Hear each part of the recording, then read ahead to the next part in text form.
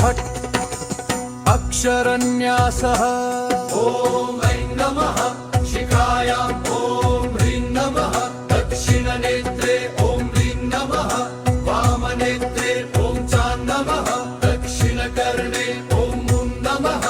वामकर्णे ॐ नां नमः दक्षिणनासापुटे ॐ यै नमः वामनासापुटे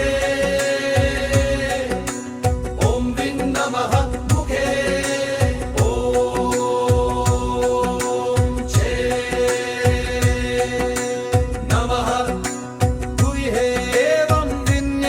अष्टवारं मूलेन व्यापकं कुर्यात् विन्यासः ॐ ऐं राज्यै नमः ॐ ऐं आग्नेयै नमः ॐ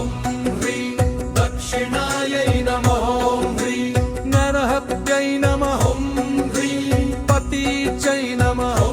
ह्रीं वायुव्यै नमः ॐ चामुण्डायै उदीचै नमः चामुण्डायै ऐशान्यै नमः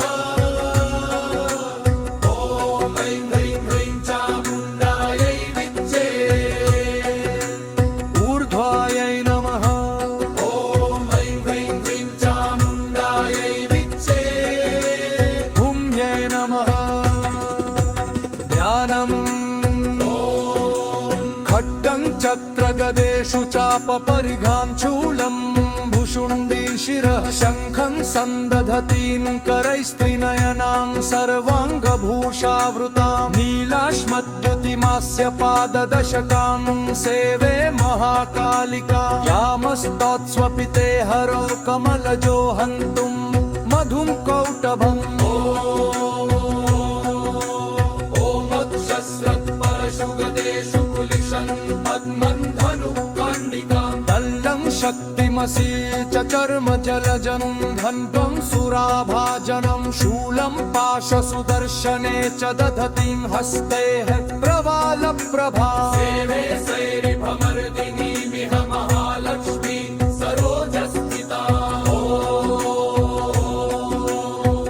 घण्टाशूललानि शङ्खमुसलचक्रं धनु सायकं हस्ताब्जैर्दधतीं धनान्तविलसच्चितां